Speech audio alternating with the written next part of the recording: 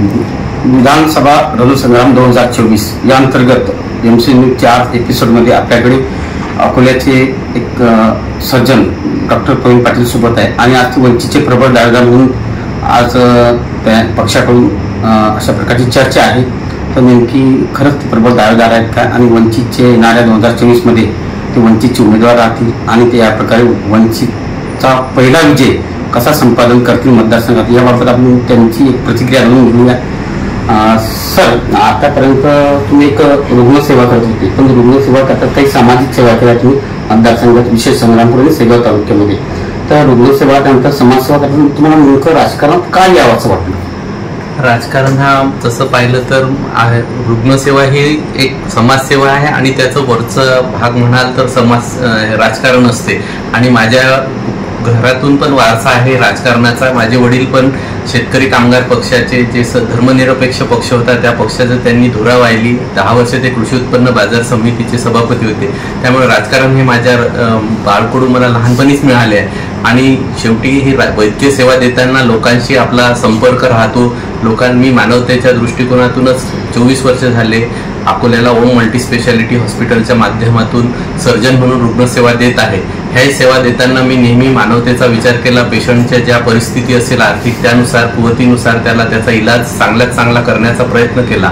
आणि हे करताना असं जाणवलं की आपल्याला जर मोठ्या क्षेत्रात काम करायचं असेल तर वैद्यकीय सेवेसोबतच आपण राजकारण क्षेत्राचाही हे आजमावलं पाहिजे. आणि मी समाजसेवा करताना वैद्यकीय सेवाच नाही केल्या. मी एक इंग्लिश स्कूल सुरू केली आहे संग्रामपूर तालुक्यात. ह्याच्यात 400 मुलं शिक्षण घेत आहे. सोबतच शेतकऱ्यांना एक दुसरा इन्कम सोर्स मिळालं पाहिजे यासाठी एक डेअरीची पण स्थापना केली होती. आणि त्यात असा माझा मानस असतो की नेहमीच आपल्या हातून चांगल्या चांगल्या गोष्टी घडत राहिल्या पाहिजे. आणि अशा प्रकारची मी समाजसेवा निरंतर मागच्या 8-10 वर्षापासून करत आहे. रुग्णसेवा ही पण मी समाजसेवा समजतो आणि त्याच उद्देशाने मी आजपर्यंत केली आहे. आणि त्याच्यातूनच हे राजकारणाचं की जे प्राप्त राजकारणी आहेत सध्याचे ते राजकारणाला त्या पद्धतीने जे राजकारण आपण म्हणतो की सर्वसामान्याच्या जीवनात काहीतरी बदल घडवून आणला पाहिजे राजकारणाच्या माध्यमातून, ते होताना दिसत नाही आहे. आणि त्याच अनुषंगाने मी राजकारणाला पाहतो की तुमचं एक व्हिजन असलं पाहिजे युवकांसाठी, महिलांसाठी, शेतकऱ्यांसाठी. आपला भाग हा म्हणजे शेतीवाला भाग आहे. सर्व इथलं जे लोकांचं उदरनिर्वाह शेतीवर अवलंबून आहे व शेतीची प्रगती झाली तरच सर्व घटकांची प्रगती होईल. जसं आता इथे सिंचनाच्या सोयी 2-4 धरणं सोडले तर काही विशेष हा भाग कोरडभाऊच भाग समजला जातो.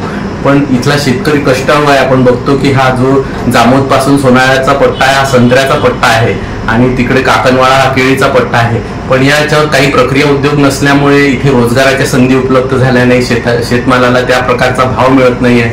आणि जे आताचे आपण सोयाबीन, कापूस हे पिकं आहेत हे पिकांना पण शेतमालाला भाव नाही. आणि हे सगळ्या गोष्टी पाहता सरकारचं उदासीन धोरण आहे. त्याच्यामुळे मला वाटते की शेतकरी जर सुखी झाला तरच सर्व घटक सुखी होतील. याशिवाय महत्वाचा मूलभूत प्रश्न आहे शिक्षणाचा. इथले सगळे शासकीय शिक्षण संस्था आहेत ह्या मोडकळीस आल्या आहेत. इथल्या जवळपास 80 ते 100 शाळा पडायला झाल्या. पण इथले राज्यकर्त्यांचा दृष्टीने विकास म्हणजे नद्या, पूल आणि रस्ते आणि नाल्या, सभागृह याच्या पलीकडे त्यांचं व्हिजन जात नाही आहे. 3-3, 4-4 टर्म रिपीट करूनही त्यांचा याच्या पलीकडे त्यांचा विकास गेला नाही. म्हणून मला असं वाटते हा विकासाचा खूप मोठा बॅकलॉग आहे. आणि आपण जर व्हिजन ठेवलं शेतकऱ्यांप्रती, युवकांप्रती, युवकांना रोजगार, त्याच्यानंतर शिक्षण आणि त्यांच्यातली व्यसनाधीनता कमी केली तरच ह्या गोष्टी साध्य होतील. आणि दुर्दैवाची गोष्ट आहे की आता आपण बघतो की युवकांना नशेच्या आहारी घालून वेगवेगळ्या उत्सवाच्या माध्यमातून नशाधीन करून अशा प्रकारे युवक उद्ध्वस्त करण्याचं काम इथे चाललं आहे. तर मला असं वाटतं की हे बंद झालं पाहिजे. त्यांना शिक्षण, रोजगार ह्या गोष्टी, मूलभूत गोष्टी मिळाल्या पाहिजे.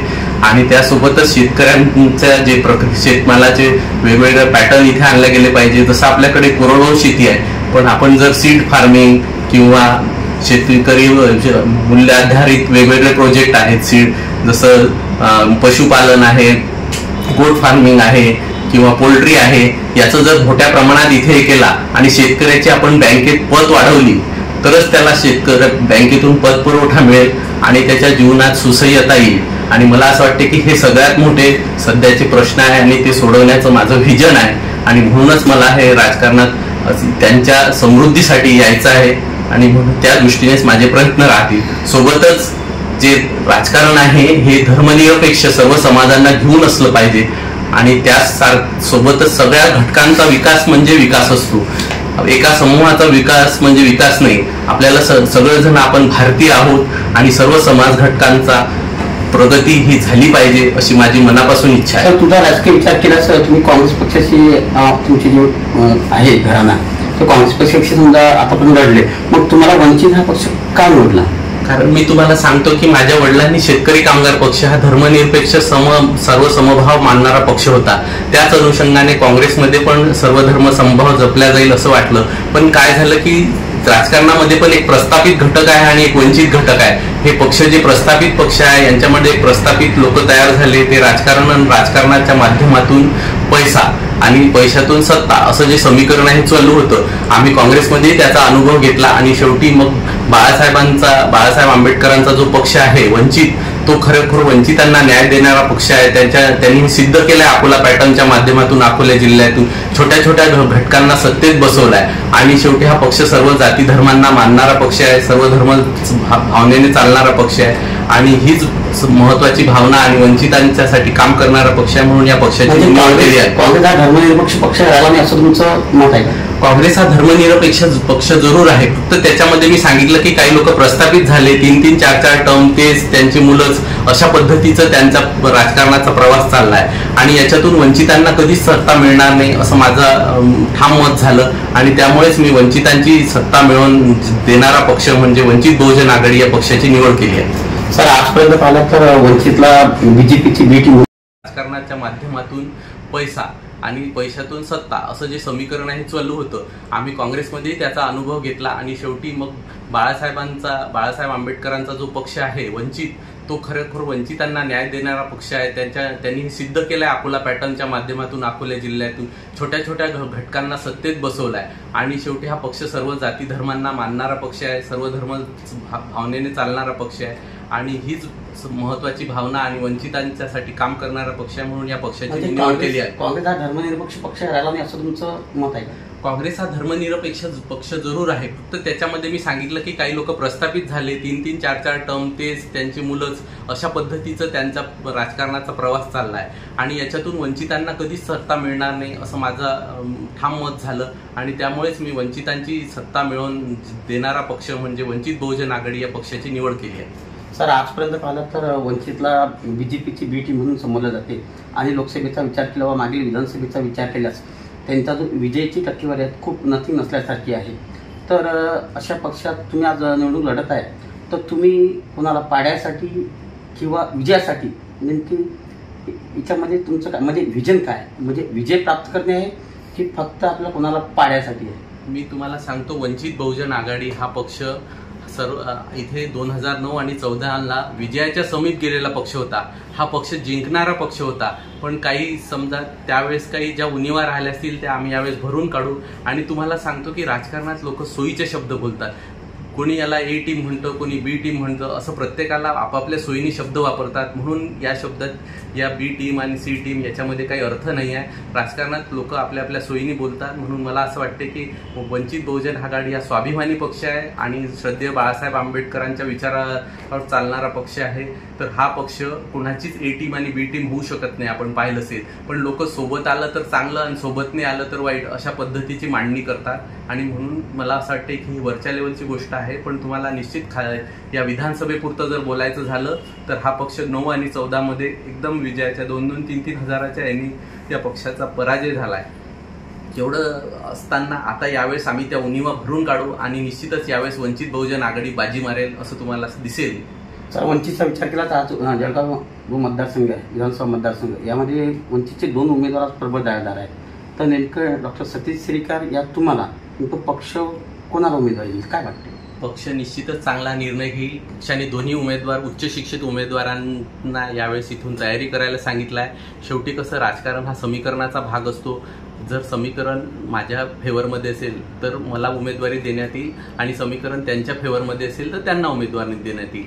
पण एक ताकदीने हा पक्ष लढेल एवढंच या प्रसंगी मी आपल्याला सांगू इच्छितो. सर, तुम्हाला समजा उमेदवारी पक्षाने नाकारली तर तुम्ही पक्ष ज्या उमेदवाराला समजा उमेदवारी देईल त्यांचं तुम्ही मनापासून तन मन धनाने काम करसाल का? निश्चितच माझ्याकडे माझ्या रक्तात निष्ठा आहे आणि मी निष्ठेने जो बाळासाहेब उमेदवार देतील त्याचा आम्ही निष्ठेने काम करू आणि त्याला विजय करण्याचा प्रयत्न निश्चित करू. सर, आज जळगाव मतदारसंघाचा विचार केल्यास मागील 4 टर्मपासून संजय कुटे हे त्यांचा जो विजय रथ आहे आजपर्यंत कोणी थांबवू शकला नाही आणि आज 20 वर्ष होऊन सुद्धा जे मतदारसंघात जे अँटी लाट असायला पाहिजे त्या प्रकारचे मतदारसंघात दिसत नाही. त्यामुळे एवढं पोषक वातावरण असून तर तुम्ही तुमचा विजय कसा संपादन करता? मी तुम्हाला सांगितलंच की त्यांचा विकास आहे सत्ताधाऱ्यांचा. त्यांचा विकास तुम्ही बघितलं तर नाल्या, रस्ते आणि सभागृह याच्याकरता मर्यादित आहे आणि सोबतच काय प्रत्येक वेळेस असं समीकरण लागलं की त्यांच्या फेवरमध्ये ते समीकरण गेलं आणि यावेळेस नुसतं समीकरणाची नाही, विचाराची लढाई होईल, विकासाची लढाई होईल आणि व्हिजनची लढाई होईल. आणि इथे सगळे उमेदवार जे आहेत ते उमेदवार जसं मी म्हटलं की 2009-14 मध्ये आम्ही विजयाच्या समीप गेलो होतो. तो गॅप आम्ही यावेळेस निश्चित भरून काढू. आणि तुम्ही जो सांगितला की त्याच्यामध्ये कसं असते की जेव्हा माणूस विजयी होतो त्यामुळे त्याचं नेहमी चांगलं बोलल्या जाते, पण खूप साऱ्या निगेटिव्ह गोष्टी पण झाल्या आहेत. पण त्याच्यावर मी निगेटिव्ह गोष्टीवर भर देणार नाही कारण मी पॉझिटिव्ह विचाराचा माणूस आहे आणि निश्चितच तुम्हाला पॉझिटिव्हली यावेळेस सांगतो की वंचित बहुजन आघाडी हे मागच्या उणिवा भरून काढून यावेळेस विजय संपादन करेल आणि घोडदौड रोखेल त्यांची. सर, वंचितचा विचार केल्यास की आतापर्यंत वंचितचे जे उमेदवार दिले जाते, वंचितचे जे आहे वोट बँक आणि तो उमेदवार आहे त्या समाजाची वोट बँक या व्यतिरिक्त त्यांना अल्पसंख्याक कधीच वोट पडत नाही. की आज अल्पसंख्याकांचा विचार केला जळगाव मतदारसंघात त्यांची खूप मोठा संख्या आहे. तर जे बलुतेदार आहे किंवा जे अल्पसंख्याक समाज आहे त्यांना तुम्ही वंचित पक्षाकडे म्हणजे ओढण्यासाठी काय प्रयत्न करतात? कारण एका प्रकारे आज जे अल्पसंख्याक म्हटलं तर एक हिंदूवादी एक समाज म्हटला जाते आणि बऱ्याच अल्पसंख्याक आपल्या जळगाव मतदारसंघात वंचितला कधीच म्हणजे सहकार्य आतापर्यंत केलेलं नाही. तर या समाजाला तुम्ही नेमकं जवळीक कसं साधता? निश्चितच यावेळेस हा तुम्हाला बदल निश्चित घडून येईल. वंचित बहुजन आघाडीचा हा पक्ष जरी एक त्याचा बेस जरी आंबेडकरीवादी विचार असला तरी त्याचं फाउंडेशन जरी ते समाज असला तरी त्याला आम्ही प्रत्येक समाजाला जसं मी सांगितलं की श्रद्धेय बाळासाहेब आंबेडकरांचा ठाम विश्वास आहे की आपण 12 बलुतेदारांना सत्ता दिली पाहिजे. आम्ही ही गोष्ट त्यांच्या लक्षात आणून देऊ की 12 बलुतेदारांना सत्ता फक्त बाळासाहेब आंबेडकरच देऊ शकतात. यासोबत माझी वैद्यकीय सेवा 24 वर्षाची झाली. आम्ही प्रत्येक घटकापर्यंत पोहोचलेलो आहे या सेवेच्या माध्यमातून. त्याचाही आम्हाला निश्चित फायदा होईल आणि तुम्हाला यावेळेस जो मागचा जो काही अनुभव आहे की 12 बलुतेदारांचा हा पक्ष यांना हा पक्ष स्वीकारत नाही, यावेळेस निश्चित हे लोक पण या पक्षाला स्वीकारतील आणि आम्ही पॉझिटिव्ह याच्यावर चाललो आहे की आमच्याकडे एक व्हिजन आहे, आमच्याकडे एक चांगलं काम करायची तयारी आहे आणि आम्हाला माहिती आहे की राजकारण हे लोकांच्या जीवनात चांगला बदल घडवण्यासाठी असते आणि निश्चितच त्यांना ही गोष्ट आम्ही पटवून देण्यास यशस्वी होऊ आणि निश्चित हा बदल तुम्हाला यावेळेस निश्चित दिसेल की 12 बलुतेदार पण या पक्षासोबत राहतील. आता आपण पाहिलं की आज वंचितचे प्रबळ दावेदार आहे डॉक्टर प्रवीण पाटील यांचा ठाम विश्वास आहे की आज आम्ही वंचित व इतर अल्पसंख्याक वोट बँक सुद्धा आज वंचितकडे नक्कीच येईल आणि पहिला विजय कदाचित जळगाव मतदारसंघात वंचित करेल का हा येणाऱ्या काळात सांगेल. MC न्यूजकरिता कॅमेरामन रवींद्र. सर, लोकसभेचा अगोदर विचार केल्यास महाराष्ट्राचा तो जो अल्पसंख्याक समाज आहे हा कुठेतरी समजा असा उखरलेला होता राष्ट्रवादी काँग्रेस किंवा वंचित, परंतु लोकसभेने सर्व जे अल्पसंख्याक समाज आहे त्यामुळे जुटीने महाविकास आघाडीला चालवण्याचे ठरवले. त्याच्यामुळे बऱ्याच ठिकाणी महाविकास आघाडीला अल्पसंख्याक समाजामुळे विजय संपादन करण्यात आला. आज जळगाव मतदारसंघाचा विचार केल्यास अल्पसंख्याक समाज हा किंग एकत्र होऊ शकतो. तर अल्पसंख्याक समाजाचे वोटर्स तुम्हाला मदत करतील की महाविकास आघाडी? मी त्याआधी एक प्रश्न हे सांगू इच्छितो की माझी जी भूमिका आहे मी सर्व समाजाला घेऊन चालणारा उमेदवार आहे आणि मी माझ्या या आताच्या प्रॅक्टिसमध्ये पण कोणत्या जातीचा कोणत्या धर्माचा विचार केला नाही आणि हीच विचारसरणी लोकांना अभिप्रेत आहे. आता आपण जर प्रगती म्हणाल तर आणि आपण 2024 मध्ये आहे तर मला या प्रसंगी असं म्हणायचं आता इलेक्शन असल्यामुळे मी तुम्हाला समीकरण आणि जातीपातीबद्दल बोलतो नाही तर माझा हा पिंड नाही. आणि मी तुम्हाला यावेळेस सांगतो की वंचित बहुजन आघाडी हा 2 समाज घेऊन चालणारा पक्ष आहे. तो आता जर बीजेपी आणि त्याच्या ज्या डिवायसिव्ह पॉलिसी असतील, विभाजनवादी पॉलिसीचा जर आपल्याला प्रतिकार करायचा असेल आणि सर्व समाजाला घेऊन चालणाऱ्या मध्ये बीजेपी जी कमी पडत आहे याची जर अल्पसंख्याकांना जर जाणीव असेल तर ते निश्चितच यावेळेस विचार करतील की आपल्या वोटचा सदुपयोग झाला पाहिजे आणि आपण आपल्या सर्व हितांचे रक्षण करायचे. नुसतंच मुस्लिम नाही, हिंदूंनी पण आपल्या हितांचे रक्षण करायचे असेल, आपली प्रगती करायची असेल. जसं मी म्हटलं की शेतकरी हा हिंदूही असतो, मुस्लिमही असतो, बारी असतो, कुणबी असतो, माळी असतो. तर सर्व शेतकऱ्यांची जर प्रगती व्हायची असेल तर त्याला जातीपातीच्या वर जाऊन काम करावं लागेल आणि जो कोणी असं व्हिजन देईल तो कोणत्याही समाजाचा असो त्याच्या मागे निश्चितच सगळे समाज उभे राहतील आणि ही उद्याचे एक नवीन पहाट या मतदारसंघात येईल असा मला विश्वास आहे. सर, तुम्ही आता अगोदर बोलले की मी जातीपाती याच्यापेक्षा वेगळा व्यक्तिमत्व माझं जातीपातीचं राजकारणाने पडत नाही. सर्व समाज हा माझा समाज आहे आणि धर्मनिरपेक्ष म्हणून तुम्ही निवडून लढत आहे. तर आज तुम्ही या प्रकारच्या गोष्टी करता. आज तुमच्याच पक्षाच्या वतीने आजपर्यंत जळगाव मतदारसंघात उमेदवार डिक्लेअर करण्यात तुम्ही ही महाविकास आघाडीच्या उमेदवारात तुमचं आज अवलंबून आहे की महाविकास आघाडी कोणत्या जातीच्या व्यक्तीला उमेदवार देते तेव्हा तुमचा निर्णय घेईल. मग कुठेतरी तुम्ही जातीचा विचार करत नाही का? निश्चितच पक्षाच्या काही पॉलिसीज असतात, काही ध्येय धोरणं असतात, त्याचाच हा भाग आहे. कारण आम्ही आता जाहीर केली तर मग त्याच्यात समीकरणावर फरक होऊ शकतो. आणि ते स्ट्रॅटेजिक प्लॅनिंग आहे की आम्हाला कोणता उमेदवार द्यायचा. निश्चितच तुम्ही जे म्हणाल की मी जसं सांगितलं की आपल्याला याच्या पलीकडे जाऊन विचार करायचा आहे, पण निवडणुका शेवटी हा विषय येतोच जातीपातीचा. पण आमचेही काही प्लॅनिंग आहे, आम्ही आता ते पत्ते वेळेवर उघडू. पण निश्चितच तुम्हाला चांगला उमेदवार मिळेल आणि वंचित ची आणि बीजेपीचीच इथे फाईट होईल. सर, जर तर किंतु परंतु उमेदवारीसाठी का? जर तर नाही, कारण कसं सगळेजण आपली आपली उमेदवारी तयार करतात. आता तुम्ही बघाल तर काँग्रेसमध्ये 20 लोक दावेदार आहे, 20 लोक प्रयत्न करत आहे. आमच्या पक्षात फक्त 2 लोक दावेदार आहे. तर कसं असते की प्रत्येक पक्षाची एक आपली पॉलिसी असते, एक लाईन ठरलेली असते, त्या हिशोबाने पक्ष काम करतो. आणि निश्चितच आम्हालाही पक्षाने याचा आदेश दिलेला आहे की तुम्ही चांगलं काम चालू ठेवा आणि यावेळेस आपल्याला हा गड ताब्यात घ्यायचा आहे. सर, माझा शेवटचा प्रश्न की समजा पक्षाच्या वतीने डॉक्टर प्रकाश आंबेडकर यांनी समजा काँग्रेस महाविकास आघाडीचे उमेदवार ठरण्याच्या अगोदर तुम्हाला उमेदवारी डिक्लेअर केली किंवा महाविकास आघाडीचा उमेदवार या जातीचा त्या पातीचा अशा प्रकारे असताना तुम्हाला उमेदवारी दिली आणि तुमच्यासमोर कोणत्याही समाजाचा उमेदवार असावा महाविकास आघाडीचा तर तुम्ही निवडून लढसाल का? निश्चितच पक्षाने मला जर उमेदवारी दिली तर समोरचा उमेदवार कोण आहे याच्यापेक्षा मी माझी लढाई सर्व आमच्या कार्यकर्त्यांच्या भरोश्यावर, बाळासाहेबांच्या विचारावर निश्चित ही लढाई लढेल आणि माझ्या चांगुलपणावर आणि माझ्या वैद्यकीय सेवेच्या याच्यावर निश्चितच लोक मला स्वीकारतील असा मला विश्वास आहे. महाविकास आघाडीचा मराठा उमेदवार असल्यास महाविकास आघाडीचा मराठा उमेदवार असल्यास बाळासाहेब आंबेडकर जो निर्णय घेतील त्यांनी मला लढायला सांगितलं तर मी लढेल. त्यांनी जर मला सांगितलं की तुम्हाला थांबावं लागेल आणि तुम्ही पक्षासाठी काम करा तर निश्चितच मी तसं काम करेल. ओके, धन्यवाद. राजकारणाच्या माध्यमातून पैसा आणि पैशातून सत्ता असं जे समीकरण आहे चालू होतं. आम्ही काँग्रेसमध्ये त्याचा अनुभव घेतला आणि शेवटी मग बाळासाहेब आंबेडकरांचा जो पक्ष आहे वंचित, तो खरोखर वंचितांना न्याय देणारा पक्ष आहे. त्यांनी सिद्ध केलंय अकोला पॅटर्नच्या माध्यमातून, अकोला जिल्ह्यातून छोट्या छोट्या घटकांना सत्तेत बसवलाय आणि शेवटी हा पक्ष सर्व जाती धर्मांना मानणारा पक्ष आहे, सर्व धर्म भावनेने चालणारा पक्ष आहे आणि हीच महत्वाची भावना आणि वंचितांच्यासाठी काम करणारा पक्ष आहे. म्हणून या पक्षाची निवड केली आहे. काँग्रेस हा धर्मनिरपेक्ष पक्ष राहिला नाही असं तुमचं मत आहे का? काँग्रेस हा धर्मनिरपेक्ष पक्ष जरूर आहे, फक्त त्याच्यामध्ये मी सांगितलं की काही लोक प्रस्थापित झाले, 3-3, 4-4 टर्म तेच त्यांची मुलंच, अशा पद्धतीचं त्यांचा राजकारणाचा प्रवास चाललाय आणि याच्यातून वंचितांना कधीच सत्ता मिळणार नाही असं माझं ठाम मत झालं आणि त्यामुळेच मी वंचितांची सत्ता मिळवून देणारा पक्ष म्हणजे वंचित बहुजन आघाडी या पक्षाची निवड केली आहे. सर, आजपर्यंत पाहिलं तर वंचितला बीजेपीची बी टीम म्हणून संबोधलं जाते आणि लोकसभेचा विचार केला व मागील विधानसभेचा विचार केल्यास त्यांचा जो विजयाची टक्केवारी आहे खूप नथिंग नसल्यासारखी आहे. तर अशा पक्षात तुम्ही आज निवडणूक लढत आहे तर तुम्ही कोणाला पाड्यासाठी किंवा विजयासाठी नेमकी याच्यामध्ये तुमचं काय म्हणजे विजन काय, म्हणजे विजय प्राप्त करणे आहे की फक्त आपल्याला कोणाला पाड्यासाठी आहे? मी तुम्हाला सांगतो, वंचित बहुजन आघाडी हा पक्ष सर्व इथे 2009 आणि 2014ला विजयाच्या समीप गेलेला पक्ष होता. हा पक्ष जिंकणारा पक्ष होता, पण काही समजा त्यावेळेस काही ज्या उणिवा राहिल्या असतील त्या आम्ही यावेळेस भरून काढू. आणि तुम्हाला सांगतो की राजकारणात लोक सोयीचे शब्द बोलतात. कोणी याला ए टीम म्हणतं, कोणी बी टीम म्हणतं, असं प्रत्येकाला आपापल्या सोयीने शब्द वापरतात. म्हणून या शब्दात या बी टीम आणि सी टीम याच्यामध्ये काही अर्थ नाही आहे. राजकारणात लोक आपल्या आपल्या सोयीने बोलतात. म्हणून मला असं वाटते की वंचित बहुजन आघाडी हा स्वाभिमानी पक्ष आहे आणि श्रद्धेय बाळासाहेब आंबेडकरांच्या विचारावर चालणारा पक्ष आहे.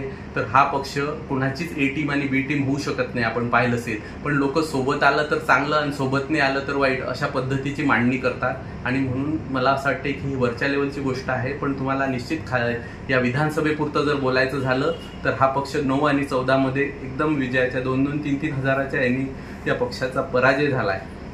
एवढं असताना आता यावेळेस आम्ही त्या उणीवा भरून काढू आणि निश्चितच यावेळेस वंचित बहुजन आघाडी बाजी मारेल असं तुम्हाला दिसेल. सर, वंचितचा विचार केला तर आज जळगाव जो मतदारसंघ आहे, विधानसभा मतदारसंघ, यामध्ये वंचितचे 2 उमेदवार प्रबळ दावेदार आहेत.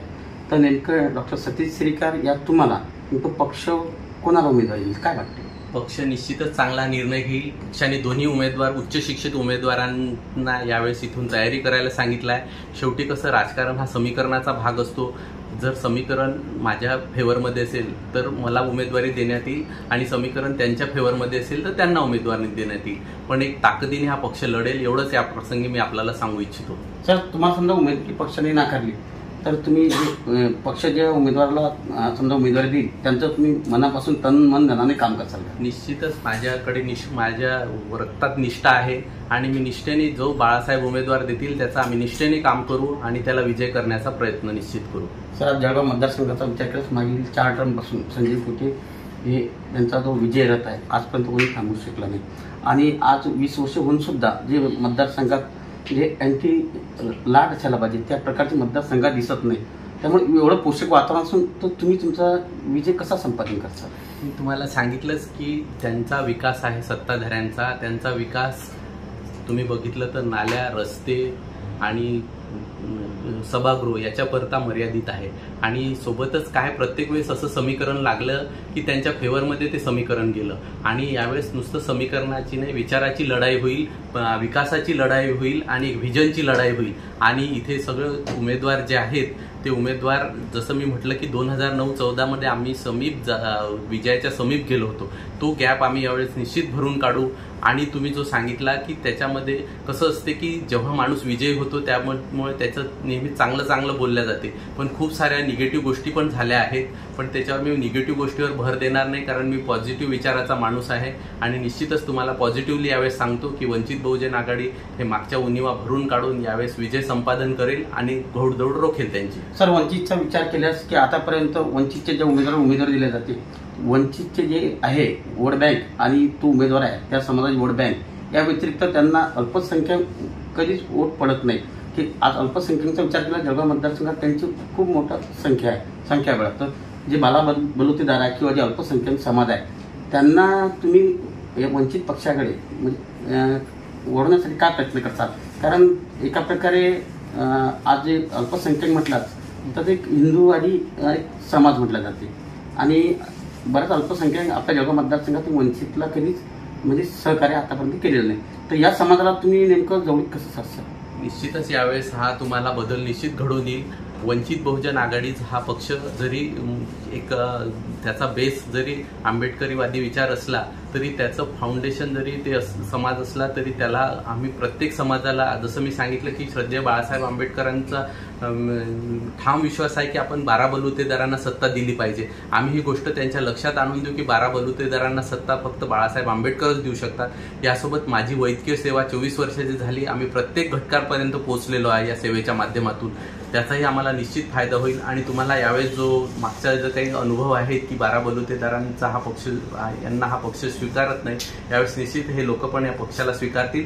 आणि आम्ही पॉझिटिव्ह याच्यावर चाललो आहे की आमच्याकडे एक व्हिजन आहे, आमच्याकडे एक चांगलं काम करायची तयारी आहे. आणि आम्हाला माहिती आहे की राजकारण हे लोकांच्या जीवनात चांगला बदल घडवण्यासाठी असते. आणि निश्चितच त्यांना ही गोष्ट आम्ही पटवून देण्यास यशस्वी होऊ. आणि निश्चित हा बदल तुम्हाला यावेळेस निश्चित दिसेल की 12 बलुतेदार पण या पक्षासोबत राहतील. आज महायुती सरकारने लाडकी बहीण योजना आणली आहे.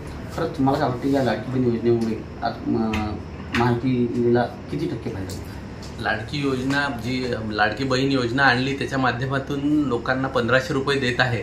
पण हे गव्हर्नमेंट, आता तुम्ही बघितलं असेल की याच्यामुळे हप्त्याला 3000 कोटीचं कर्ज सरकारवर होत आहे.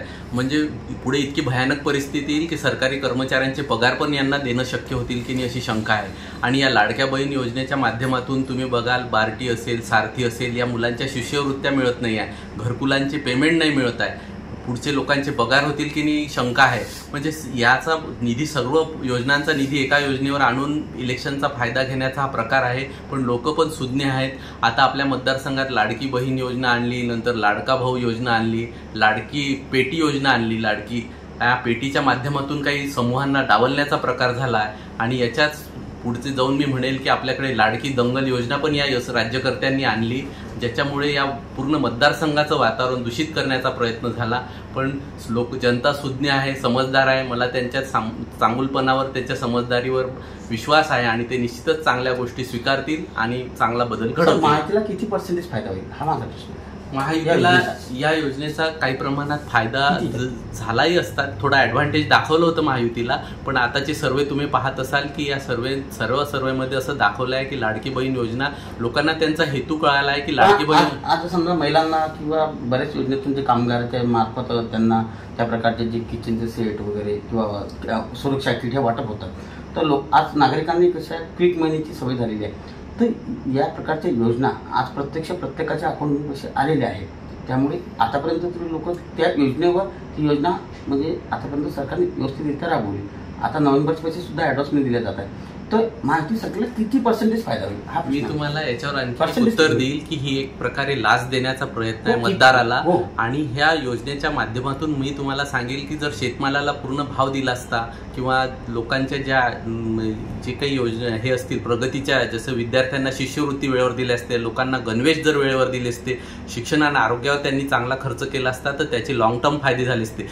शासनाने ही योजना इलेक्शनसाठी आणली आहे हे लोकांच्या डोक्यात भरलेलं आहे आणि ते लोक त्या पद्धतीचे सुज्ञ आहे. आता तुम्ही किचन सेट आणि त्याचा विषय केला तर ते एक वर्षापासून यांच्याकडे पडून होते, पण ते निवडणुकीपर्यंत त्यांनी वाटले नाही. आणि जे खरोखर बांधकाम व्यावसायिक आहे किंवा जे लोक खरोखर गरजेच्या, ज्यांना गरज आहे, त्यांना वाटप न होता हे फक्त कार्यकर्त्यांनाच वाटप झालं आहे असा मला या प्रसंगी आरोप आहे माझा. निश्चितच या गोष्टीचा काही फायदा होणार नाही. म्हणजे हे बघा, त्यांनी हे प्रयत्न केला. आता कसं राज्यकर्त्यांचं कामच आहे की निवडणुका जिंकायचं, त्यासाठी वेगवेगळे हातखंडे ते अपनावत आहे. आणि याचा बऱ्याच सर्वेमध्ये दाखवलं होतं की थोडा एज मिळू शकतो, ॲडव्हान्टेज. पण एका गोष्टीमुळे ॲडव्हान्टेज मिळेल तर भरपूर साऱ्या गोष्टी आहेत ज्याच्यामुळे ॲडव्हान्टेज मिळणार नाही. मुलांना शिष्यवृत्ती नाही, मुलांना गणवेश नाही, मुलांची आरोग्याच्या जी महात्मा फुले जीवनदायी योजना आहे ती राबवल्या जात आहे. त्या हॉस्पिटलांचे 4-4 महिने झाले पेमेंट नाही, करोडो रुपये थकले आहेत. त्या हॉस्पिटल त्या सुविधा द्यायला तयार नाही. तर तुम्ही एकीकडे एक योजना आणून लोकांचं मत वळवण्याचा प्रयत्न करत आहे, पण अशा असंख्य योजना आहे की ज्याच्यामुळे तुम्ही लोकांची मतं गमवत आहे. तर मला असं वाटतं की त्या बॅलन्स होत आहे. याच्यात काही फार ॲडव्हान्टेज गव्हर्नमेंटला होईल असं वाटत नाही, कारण लोक पण सुज्ञ आहे. आणि मी तुम्हाला पहिल्यांदाच सांगितलं की मला लोकांच्या चांगुलपणावर, समजदारीवर भरोसा आहे. ते निश्चितच चांगलं करतील. आता आपण पाहिलं की आज वंचितचे प्रबळ दावेदार आहे डॉक्टर प्रवीण पाटील यांचा ठाम विश्वास आहे की आज आम्ही वंचित व इतर अल्पसंख्याक वोट बँक सुद्धा आज वंचितकडे नक्कीच येईल आणि पहिला विजय कदाचित जळगाव मतदारसंघात वंचित करेल का